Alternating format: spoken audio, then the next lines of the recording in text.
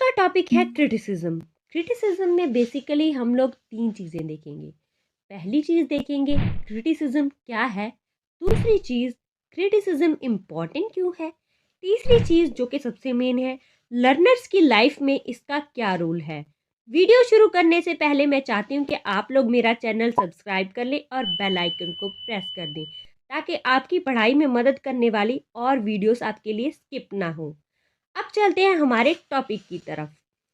अगर आप literary criticism के कॉम्प्लेक्स वर्ल्ड के अंदर जाने के लिए डिजाइड हैं तो ये वीडियो आपके लिए बहुत ज़्यादा यूजफुल रहने वाला है, क्योंकि ये वीडियो सारे सब्जेक्ट के लिए रेलिवेंट है, क्योंकि क्रिटिसिज्म हर एक सब्जेक्ट का हिस्सा है। इसीलिए इसको आपको जानना बहुत ज़्यादा इम्पॉर्टेंट हो जाता है।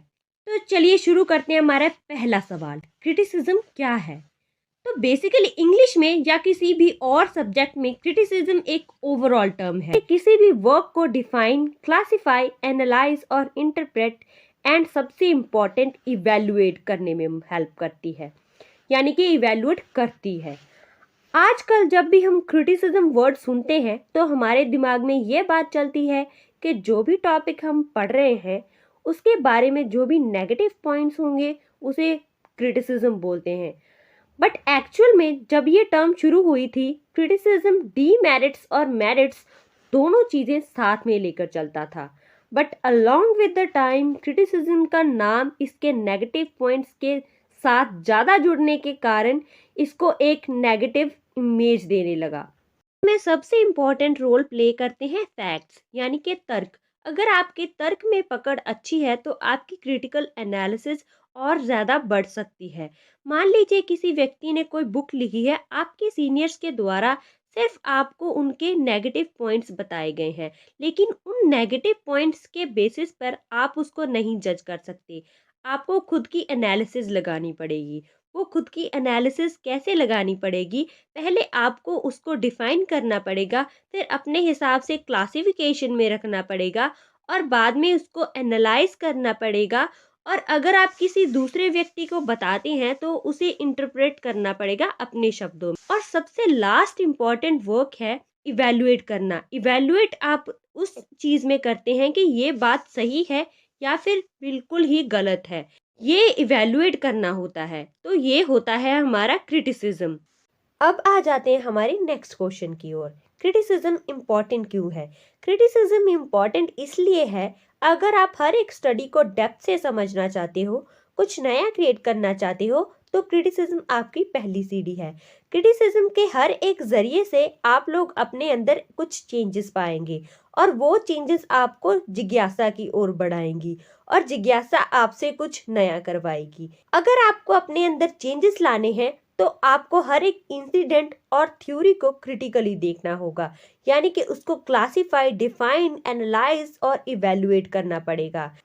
क्रिटिसिज्म इम्पॉर्टेंट इसलिए भी है क्योंकि क्रिटिसिज्म का अहम हिस्सा फैक्ट्स होते हैं और फैक्ट्स हमारी रियल लाइफ से जुड़े होते हैं और रियल लाइफ से जुड़ी चीज़ें आसानी से समझ में आ जाती हैं।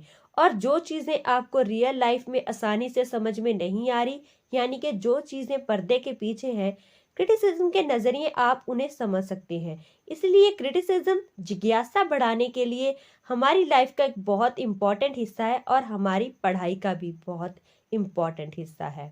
अगला क्वेश्चन आता है कि क्रिटिसिज्म लर्नर्स की लाइफ में क्या रोल प्ले करता है। यूँ तो बहुत लोगों ने क्रिटिकली नज़रिए से इस वर्ल्ड को देखा, लेकिन हमारे भारत में क्रिटिकल थिंकिंग को अप्रिशिएट करने वाले थे भगत सिंह, जिन्होंने कहा है, merciless criticism and independent thinking are two necessary traits of a revolutionary thinking. यानी कि इसका मतलब ये है कि जब तक आप किसी भी घटने वाली घटना या कोई भी थ्योरी जो कि किसी के भी द्वारा प्रपोज की गई हो उसका क्रिटिकली एनालिसिस नहीं करोगे, आप अपनी इंडिपेंडेंट थिंकिंग को नहीं डेवलप कर पाओगे। इंडिपेंडेंट थिंकिंग हर एक आदमी के ग्रो करने के लिए बहुत इंपॉर्टेंट है, जो कि हमें सवाल उठाना सिखाती है। अगर आप अपनी इंडिपेंडेंट थिंकिंग को नहीं रखोगे तो आप कभी भी कुछ भी बदलाव नहीं कर पाओगे, अपनी ज़िंदगी में भी नहीं, लोगों में भी नहीं और अपनी पढ़ाई में भी नहीं। बदलाव बदलाव यानी रेवोल्यूशन। अब समय है हमारे अंदर के क्रिटिक को जगाने का और अपने अंदर की जर्नी को स्टार्ट करने का, जो कि लिखे हुए शब्दों को समझने की कैपेसिटी को बढ़ाती है। कुछ लोग सिर्फ शब्दों को समझते हैं, शब्दों के पीछे रहस्यों को नहीं। रहस्यों को समझने के लिए एक नजरिए की जरूरत होती है, और वो नजरिया हमें सिर्फ क्रिटिसिज्म दे सकता है।